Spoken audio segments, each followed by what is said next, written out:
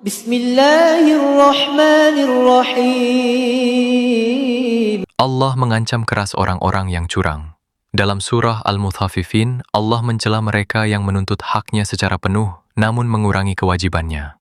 Maka kajian ini penting untuk para suami yang hanya tahu besarnya hak mereka atas istri, tetapi lalai menunaikan kewajiban.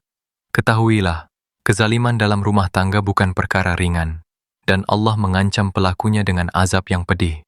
Mari kita simak penjelasan Ustadz Sofyan Khalid berikut ini.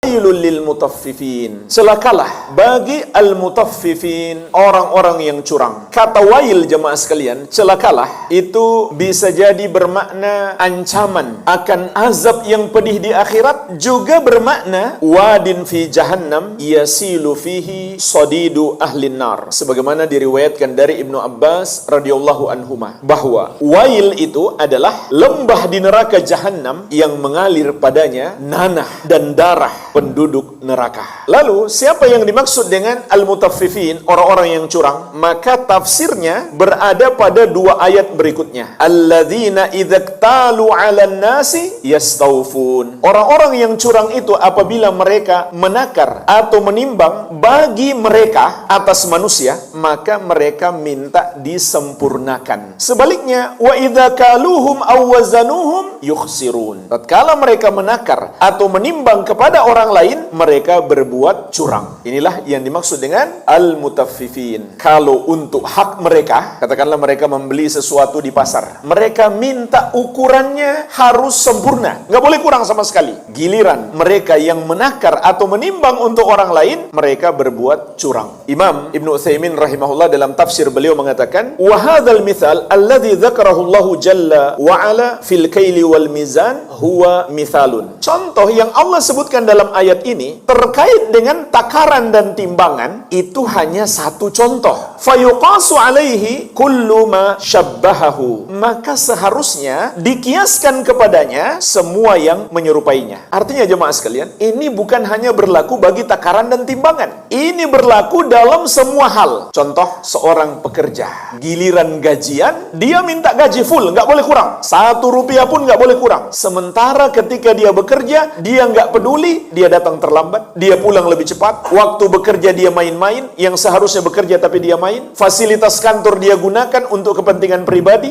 bahkan mobil plat merah diganti hitam untuk liburan, dia nggak peduli. Sementara gajinya dia ambil full. Jadi soal takaran dan timbangan dalam ayat itu cuma contoh. Kata beliau, fakullu man talaba haqqahu kamilan mimman huwa alaih wa mana al-haqqa alladhi alaih fa innahu dakhilun fil ayatil karimah. Setiap orang yang meminta haknya secara sempurna dan dia menahan hak yang harus dia tunaikan, maka dia masuk di dalam ayat ini. Kemudian beliau berikan contoh secara khusus. Suami yang minta hak dari istrinya secara sempurna, istri harus selalu tunduk patuh kepadanya, harus selalu melayaninya, nggak boleh ada kekurangan. Istri salah sedikit dia marah besar, tapi dia sendiri tidak menunaikan hak istrinya. Ini diingatkan secara khusus oleh Imam Ibnu Utsaimin rahimahullah dalam tafsir beliau. Berapa banyak wanita yang mengeluh soal ini. Suami cuma tahu haknya begitu besar atas istri. Dia lupa, dia juga punya kewajiban sebesar haknya. Sebagaimana firman Allah Subhanahu wa taala, "Walahunna mithlul ladzi 'alaihinna bil ma'ruf." Para istri itu punya hak sesuai dengan kewajiban mereka.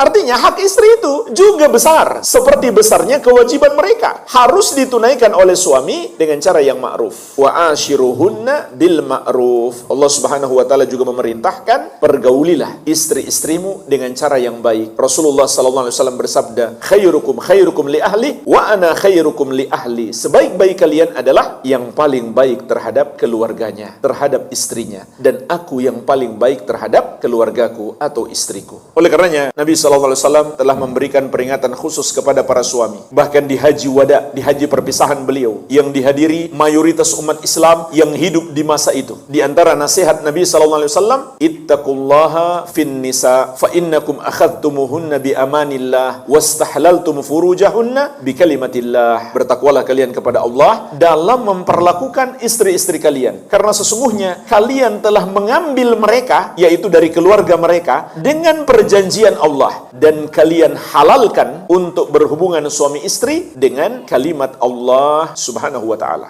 Keadilan dimulai dari menunaikan kewajiban sebelum menuntut hak. Siapa yang curang dalam rumah tangga, ia telah berbuat zalim dan terancam oleh peringatan Allah. Maka bertakwalah, wahai para suami, tunaikan amanah, berlaku adil, dan teladanilah Rasulullah agar rumah tangga menjadi jalan menuju ridha Allah, bukan sebab azabnya.